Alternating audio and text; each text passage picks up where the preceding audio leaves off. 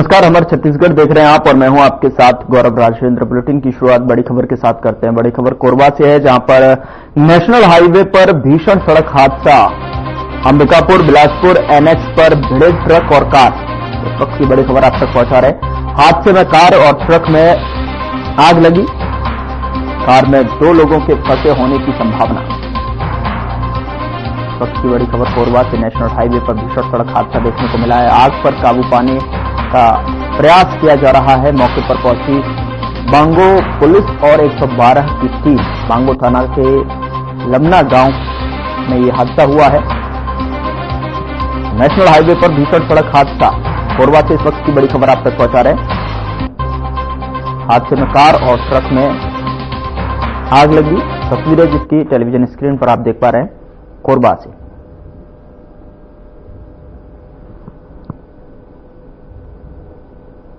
National highway पर भीषण सड़क हादसा देखने को मिला है। कार और ट्रक की भिड़ंत, जिसके बाद आग लगी। बताया जा रहा है कि कार में 2 लोगों के फंसे होने की संभावना। पुलिस और 112 की टीम मौके पर पहुंची।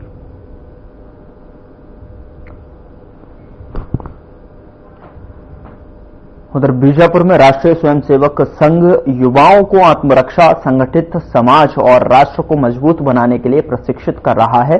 देश और समाज में बढ़ रहे असामाजिक तत्वों को रोकने और समाज को नई दिशा की ओर ले जाने के लिए युवाओं को प्रशिक्षण दिया जा रहा है।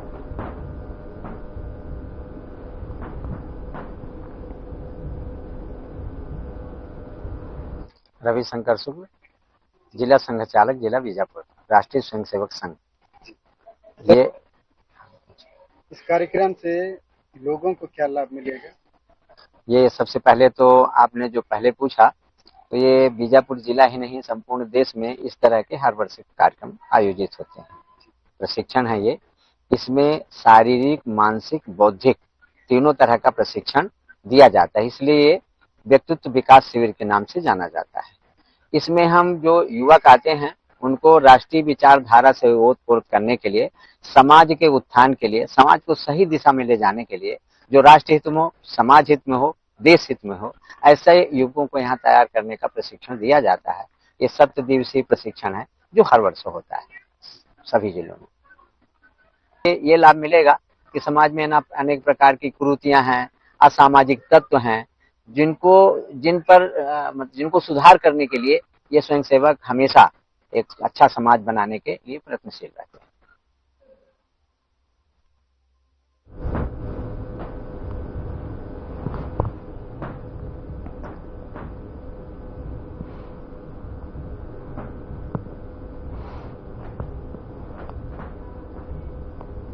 खबर बिलासपुर से है, जहां एएसबी समर्थन मूल्य पर धान खरीदी तेज हो जा रही है। आपको बता दें कि शासन ने इसके लिए पर्याप्त व्यवस्था कर रखी है और उपार्जन केंद्रों में किसी प्रकार से किसानों को तकलीफ ना हो और इसके लिए पर्याप्त बंदोबस्त कर रखे हैं। लेकिन वहीं बेलतरा के बमोह उपार्जन केंद्र में व्यवस्थाओं का आलम है। यहां उठाव न होने से अब फड़ भी खाली नहीं है, जिससे किसानों को निराश होकर लौटना पड़ रहा है। आप देख सकते हैं कि बारिश की संभावना के बीच यहां धान को ढकने की कोई व्यवस्था नजर नहीं आ रही है। किसान अपने से आकर यहां तौल कर रहे हैं, न कि प्रबंधन और फड़ प्रभारी उपस्थित है, जिससे यहां अव्यवस्था का आलम है। धान खुले में और जमीन में रखे हुए हैं, जिससे नमी आने और खराब होने की संभावना है। शासन को इस ओर ध्यान देने की जरूरत है। ग्राम बामू में आज हम पहुंचे हुए हैं, जो कि अकलतरा के अंतर्गत आता है, जिसमें हम लोग अकलतरा के बामू ग्राम में पहुंचे, धान खरीदी केंद्र में पहुंचे हुए हैं, जो कि आप देख सकते हैं यहाँ की धान खरीदी केंद्र में एक भी उठाव का कोई वो नहीं है, ना यहाँ एक ट्रक लग रहा है ना कुछ। और यहाँ अगर मौसम भी अगर ऐसा है, ठीक है, तो ना यहाँ तालपत्री की व्यवस्था है, और अगर पानी आ जा रहा है तो इसकी जिम्मेदारी कौन लेगा। तो मैं शासन प्रशासन से और खाद्य विभाग से मैं ये आग्रह करता हूं कि जल्द से जल्द ग्राम बामू में इसका उठाव किया जाए और पानी को देखते हुए, मौसम को देखते हुए इसका सुरक्षा को मद्देनजर रखते हुए इसकी सुरक्षा करवाया जाए। हर खबर से रवि तिवारी, शत्रुघ्न चौधरी। उधर बिलासपुर से अंबिकापुर नेशनल हाईवे 130 से सड़क निर्माण में पौड़ी उपरोड़ा तहसील अंतर्गत जुराली के पास 2 किलोमीटर की विवादित जमीन के मामले में किसानों को कोर्ट से नोटिस जारी किया गया है। बता दें कि नोटिस के मुताबिक किसानों का आरोप है कि उन्होंने प्रशासन के कार्य को बाधित किया है। वहीं किसानों के खिलाफ धारा 107, 116, 3 के तहत प्रकरण बनाया गया है। कोर्ट के नोटिस घर पहुंचते ही ग्रामीण बड़ी संख्या में कटघोरा तहसील पहुंचे। रिपोर्ट देखिए।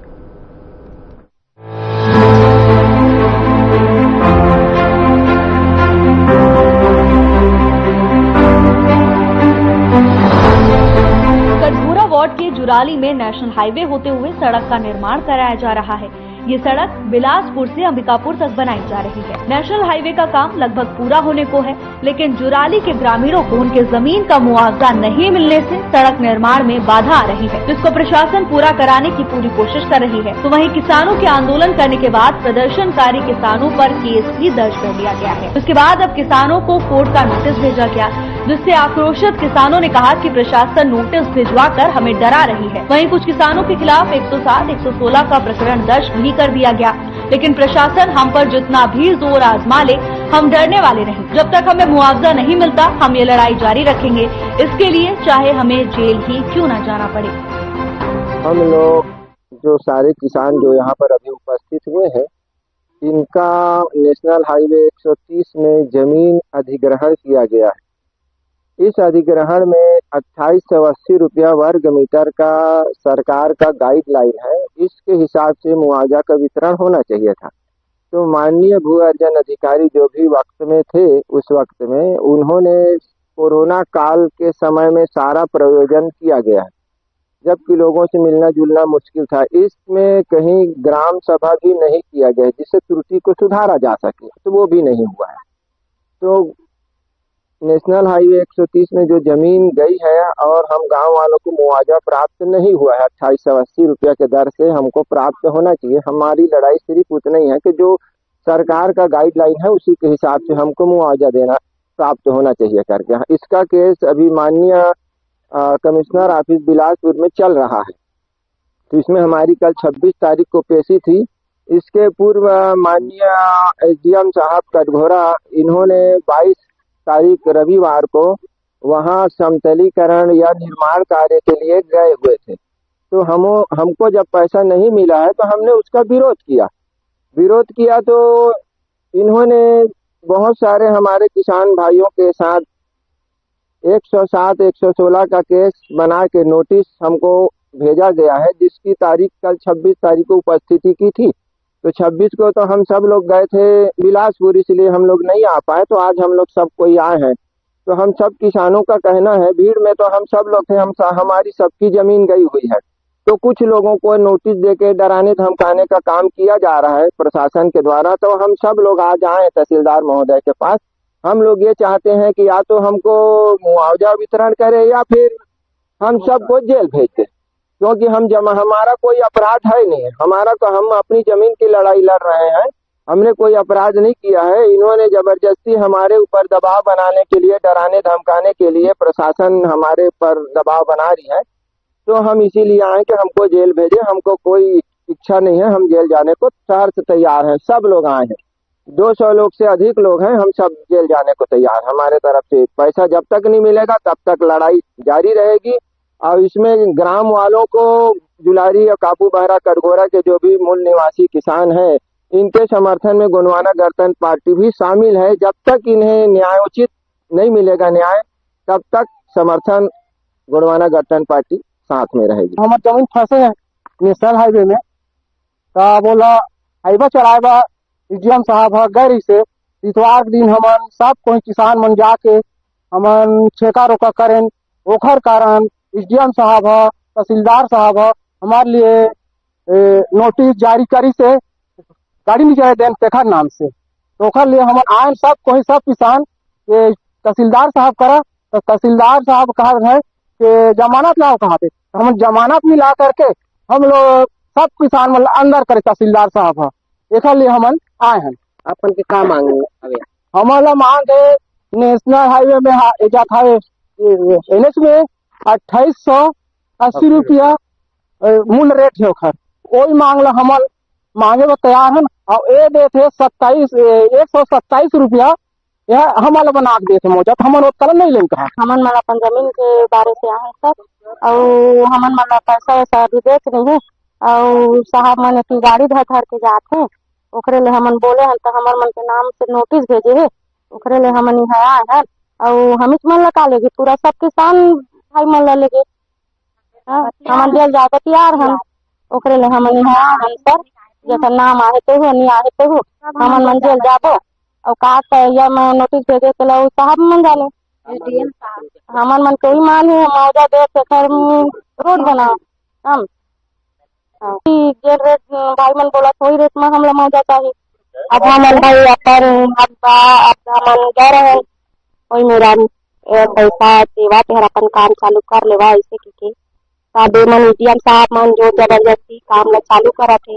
अब हमार का नहीं, हमार मौजा जो रेट में देखे वही रेट दे देवा, तेरा अपन काम चालू कर लेवा। तो मन हमार बा नो जारी से भेजे नहीं डरम है, नहीं डरम अपन हक के लिए लड़ा कर।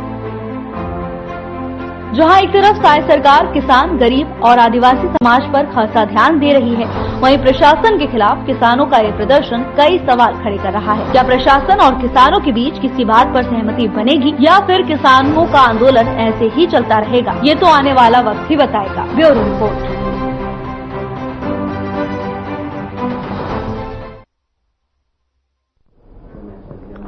उधर सरगुजा संभाग के जशपुर जिले की विधायक रायमुनि भगत से हरखबर ने सरकार की चल रही योजना, आदिवासी महिलाओं और बालिकाओं को लेकर खास बातचीत की है। क्या कुछ कहा विधायक रायमुनि भगत ने, देखिए हमारी एक खास रिपोर्ट।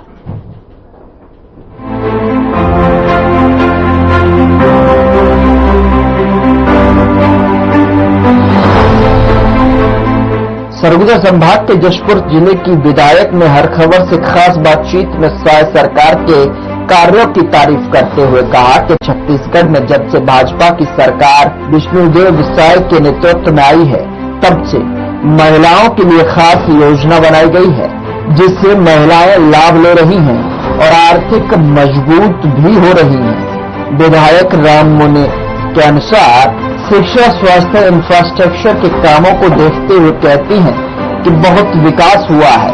महतारी बंधन योजना पर 1000 रुपए महिलाओं को मिलना और पीएम जनधन योजना के तहत महिलाओं को मिलने वाली सुविधा महिलाओं के सशक्तिकरण का कारण बताती हैं। जबकि जशपुर की ठेला चलाने वाले महिलाओं की इच्छा है कि उन्हें भी एक निश्चित स्थान बनकर दिया जाए और जिससे कि वे आर्थिक रूप से और मजबूत हो सकें। उनका कहना है कि महतारी बंधन योजना के तहत मिलने वाले पैसों से महिलाएं पैसे बचाकर दुकान ठेला लगाती हैं और पराठा बेच करके जीवन यापन कर रही हैं। आदिवासी महिला और लड़कियों के क्या किया जा सकता है जो अभी तक नहीं हो? देखिए, छत्तीसगढ़ प्रदेश में यशस्वी मुख्यमंत्री विष्णुदेव साय जी की सरकार जब से बनी है, महिलाओं के उत्थान के लिए, उनके सशक्तिकरण के लिए सबसे पहला कदम अगर उठाया है तो भाजपा की सरकार, विष्णुदेव साय जी की सरकार प्रति एक विवाहित महिला को 1000 रुपया हर महीना दे रहे हैं। इससे बड़े और क्या सशक्तिकरण की बात आपके सामने मैं बताऊं। बाकी रहा और काम का, जब से छत्तीसगढ़ में भारतीय जनता पार्टी की सरकार बनी है, लगातार इंफ्रास्ट्रक्चर हो, चाहे किसानों की धान खरीदी की बात करें, चाहे निःशुल्क में चावल वितरण की बात करें, पीएम जनधन योजना यशस्वी प्रधानमंत्री नरेंद्र मोदी जी की बहुत ही सराहनीय योजना, जो आज तक पिछड़े रहे लोग वो मुख्य धारा से जुड़ने जा रहे हैं। और छत्तीसगढ़ में भारतीय जनता पार्टी की सरकार है, डबल इंजन की सरकार है। मैं सरकार से सभी जनता खुश है, महिलाओं, पुरुषों, बच्चे, सबके लिए योजना सरकार बराबर चला रही है। धन्यवाद। सब कुछ है जंगल में और पूरे देश में भी है, तो जंगल प्राकृतिक उद्योग को बढ़ावा देने के लिए क्या किया जा सकता है? देखिए, बहुत सारी काम है। आपका जो सवाल है वो जरा हट के है। पर मुझे नहीं लगता है कि सरकार चाहे शिक्षा के क्षेत्र में है, स्वास्थ्य के क्षेत्र में, चाहे महिलाओं की बात करें, बच्चों की बात करें, सभी क्षेत्र में तेजी से विकास हो रहे हैं। धन्यवाद। बता दें कि छत्तीसगढ़ की सरकार विष्णुदेव साय सरकार ने इस साल महिलाओं के लिए महतारी वंदन योजना शुरू की है। सरकार इस योजना के तहत महिलाओं को हर महीने 1000 रुपए देती है। प्रदेश की लाखों महिलाओं को इस योजना का लाभ मिलता है। बता दें कि ये योजना माताओं बहनों को सामाजिक आर्थिक रूप से सशक्त करने के साथ ही उनके मान सम्मान को बढ़ावा देने और महिलाओं को आर्थिक मदद देने के लिए प्रेरित करती है।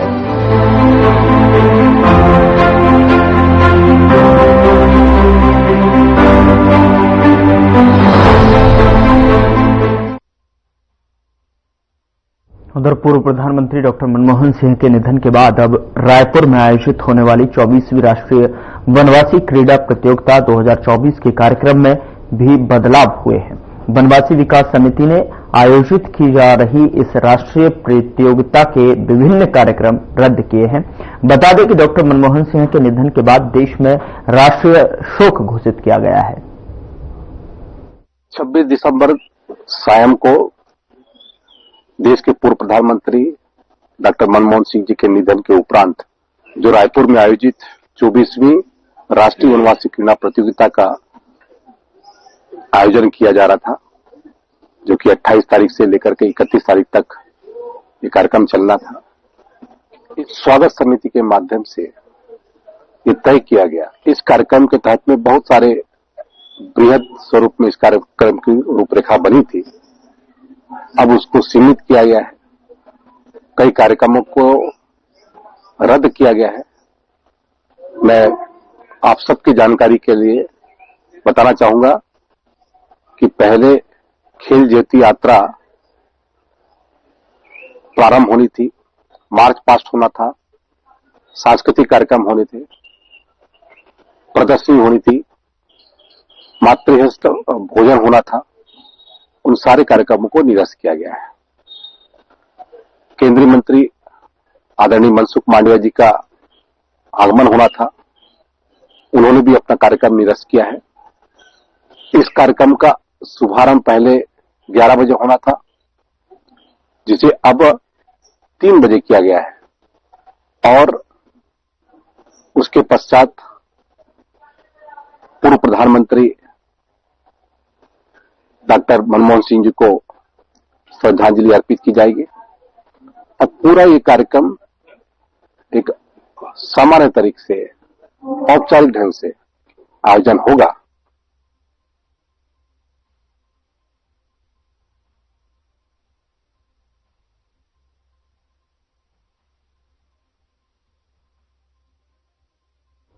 उधर बीजेपी संगठन पर्व चुनाव की यह बैठक आज यहां भाजपा मुख्यालय कुशाभाऊ ठाकरे परिसर में लगभग 11:15 से प्रारंभ हो गई और बैठक में प्रदेश प्रभारी नितिन नवीन, केंद्रीय पर्यवेक्षक सांसद लोकसभा खरगोन बड़वानी मध्य प्रदेश गजेंद्र सिंह पटेल और क्षेत्रीय संगठन महामंत्री अजय जम्वाल, भाजपा प्रदेश अध्यक्ष किरण सिंह देव, तो वहीं महामंत्री संगठन पवन साय, चुनाव प्रदेश प्रभारी खूबचंद पारख और जिला चुनाव अधिकारी उपस्थित हैं।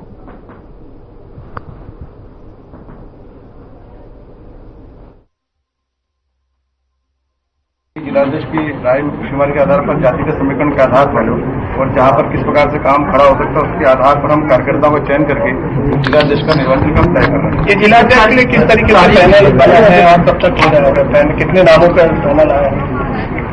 वैसे तो हमारे हर जिलों में बहुत प्रकार के कार्यकर्ता है, अच्छी संख्या में सबके नाम आए हैं। जाति के समीकरण के आधार पर, कार्यकर्ता की सक्रियता के आधार पर, पूर्व पदाधिकारियों के आधार पर और जिले की आवश्यकता के आधार पर इसका चयन किया जाएगा और निश्चित तौर पर हम सब पार्टी के प्रमुख लोग बैठ के विचार कर रहे हैं और इस पे निर्णय कार्यकर्ताओं के आधार पर, संगठन के आधार पर खड़ा होगा और सबकी सहमति से हमारा निर्वाचन हम आज तय करेंगे। फिर दिल्ली भेजकर दिल्ली की सहमति के बाद में हम आने वाले 2-3 दिन में इसकी घोषणा कर पाएंगे।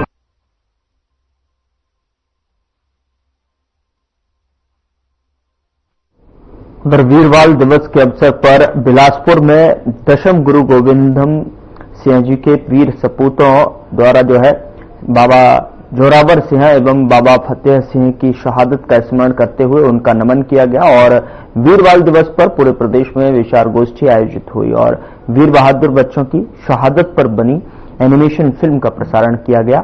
रिपोर्ट देखिए।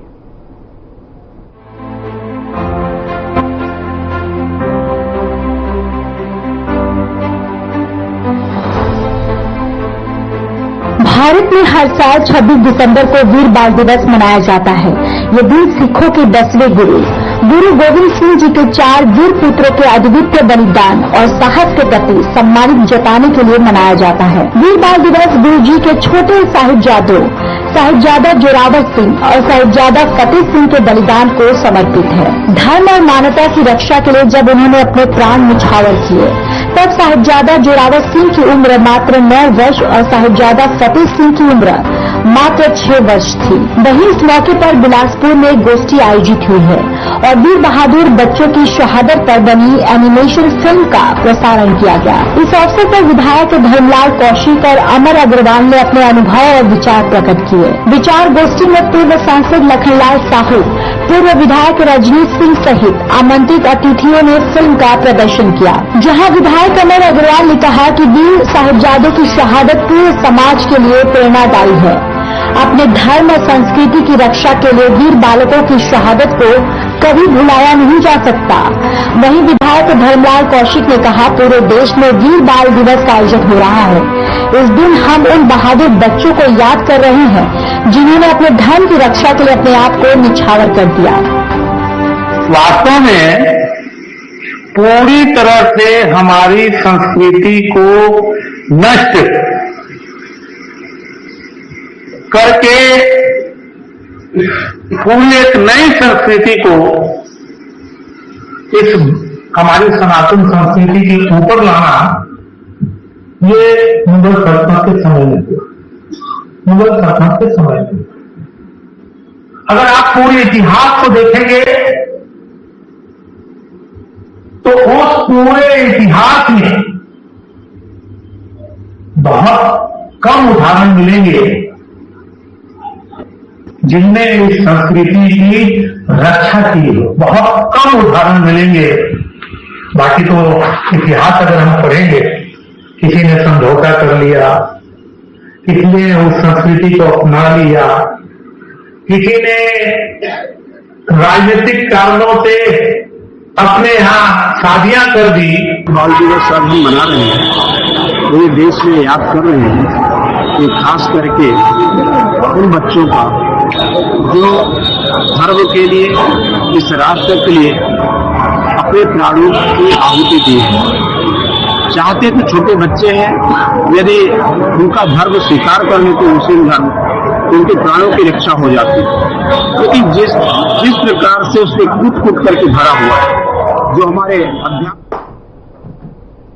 फिलहाल बुलेटिन में इतना ही। नमस्कार।